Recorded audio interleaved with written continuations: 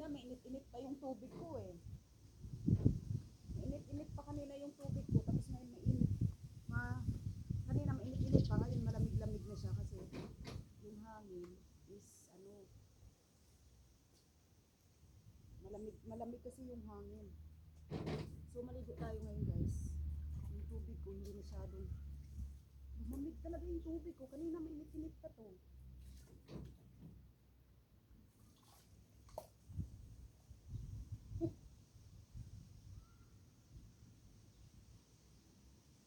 Kita na yung taba natin.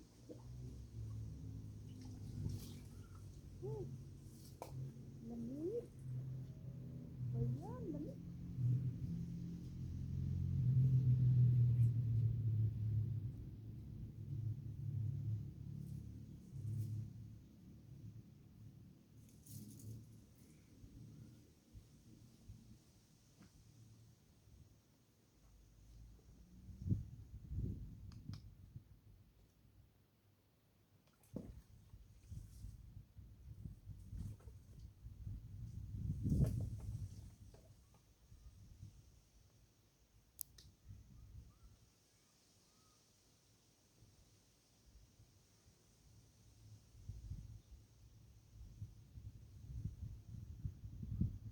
Lamig.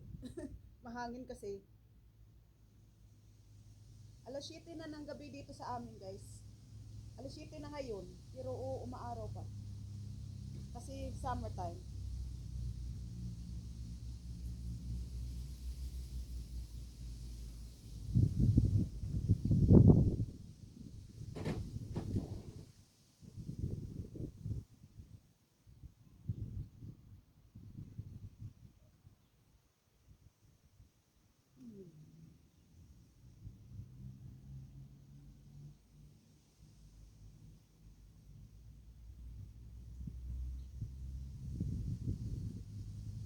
Grabe, lamig.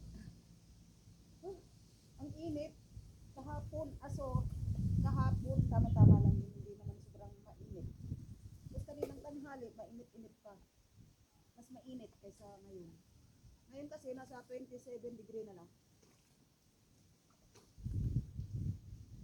27, 26 to 27 degrees Celsius. Lamig.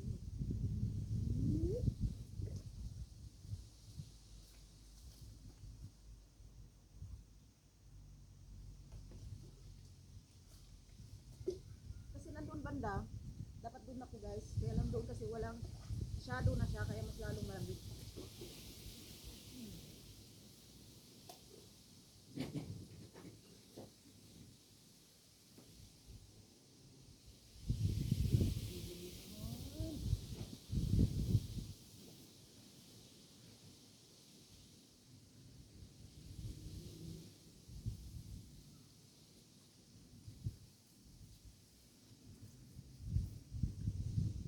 Dito sa gabi, kung malamig, kung mainit ba o malamig. Lamig yun, no? Kasi kanina mainit yung lumalabas dito. Kaya nilagay ko sa timba.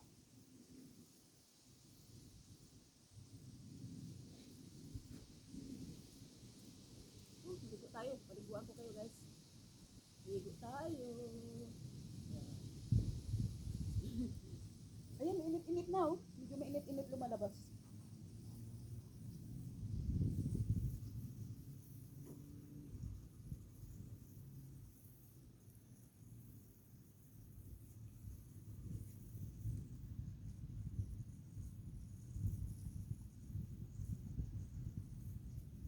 Lagi pa rin.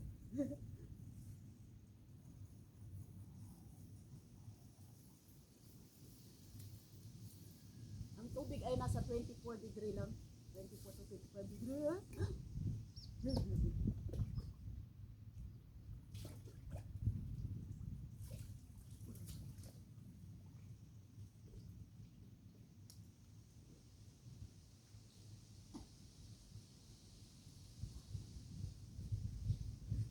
Dagdag pa yung hangin. Pag walang hangin, tamang-tama lang siya eh. Kaya yung weather namin dito, grabe. Paiba-iba. 3 linggo ang init-init. nasa 36 degrees Celsius. Tapos ngayon, bigla naman siyang nag 26 degrees Celsius.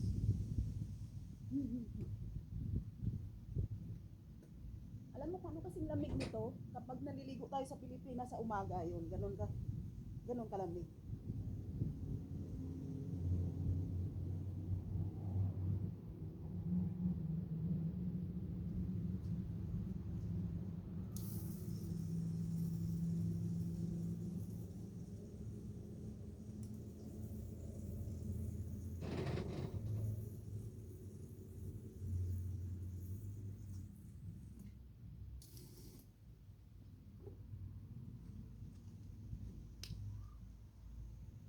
Buti na lang, nagsishine yung araw kaya nakakatulog.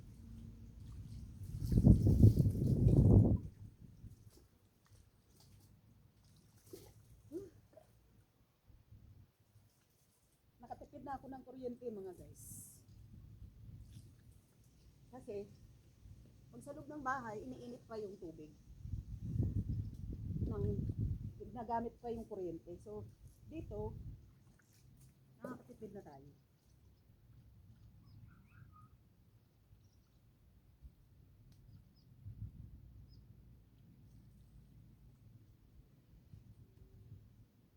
Sarap. Sarap maligo dito sa labas.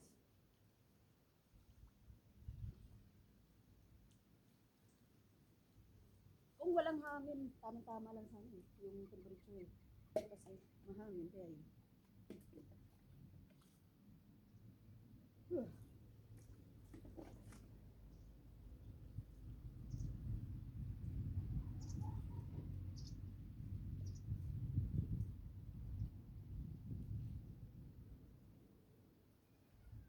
Para ready na tayo bukas sa pagpasok sa umaga.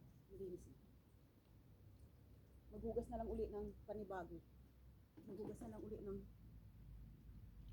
puwet bago umalis. Saka alam na yung ating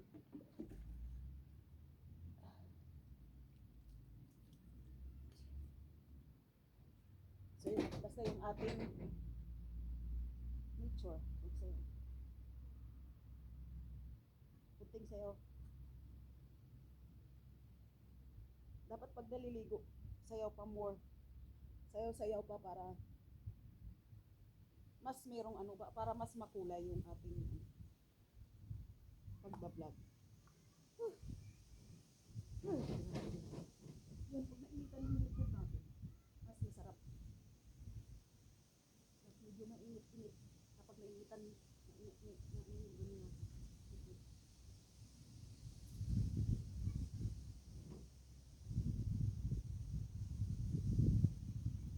Grabe, dahil lang lamig. Lamig pa din. Kasi umaano yung hangin.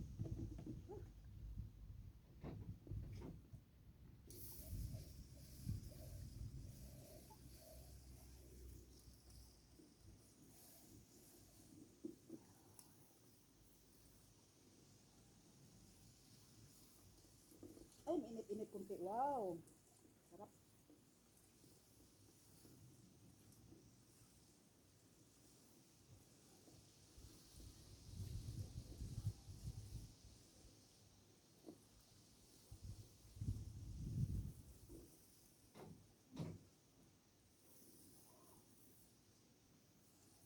Bakit ba gumaganon ako? Hindi ako dumiretso.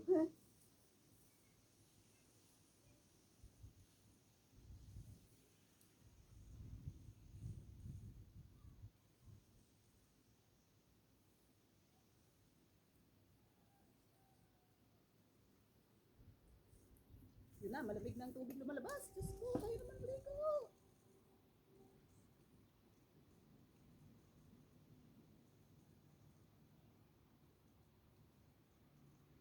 Bigyan ko kayo ng tubig guys. Malamig na. Yung dumadaan na yung train.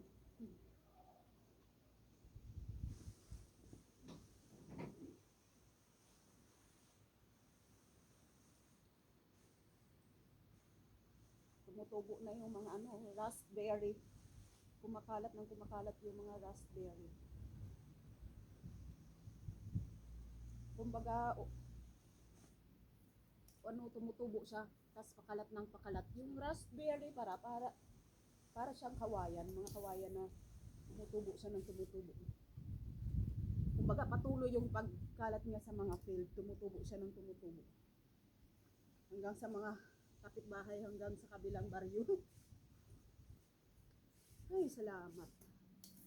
Ako'y nakaraos din. Ito, lalagyan ko ng tubig guys, para bukas, pag naligo ako, mainit na tubig na naman. Kasi alam mo kung bakit, dahil naaarawan siya sa maghapon. So, mainit na yung tubig, kahit na malamig siya, sa buong magdamag. Sa araw naman is, umiinit siya kasi ganito nga, naiinitan siya ng tubig. So, pag dating ko, galing trabaho, maliligo ako or maghuhugas lang ako ng buong katawan, mainit yung tubig. So, ibig sabihin, hindi na kami gagamit ng kuryente. Tipid. Ayan, ang aming tray.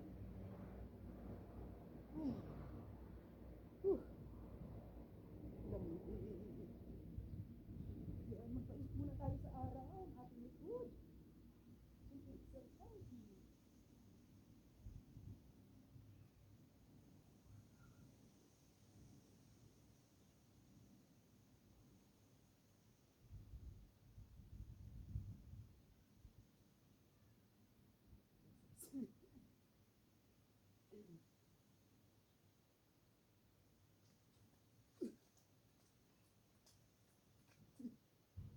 Dami yung taba.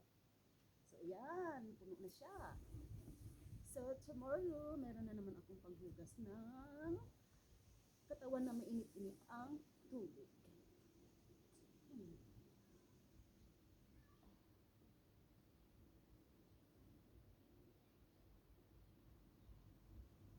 Ayan, salamat guys. Mainit ang ano, araw.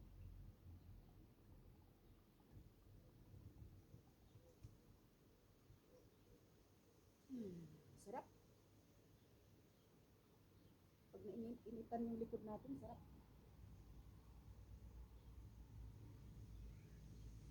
So,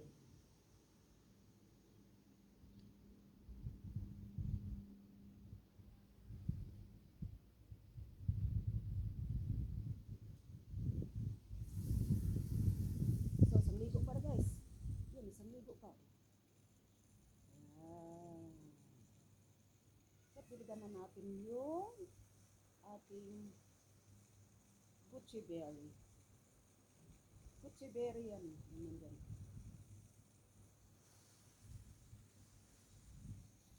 Sarap. Sarap dito, no? Kung sobrang mainit yan sa atin, tapos maliligo ka sa ganitong malamig. Diba? Whew.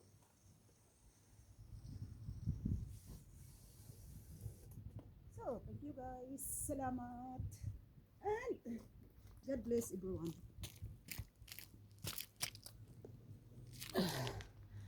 So, dito pakita ko muna sa inyo yung magandang bulaklak. Para meron tayong magandang ending. Yan, para happy ending. So, yan. So, napapansin niyo guys na talagang mahangin.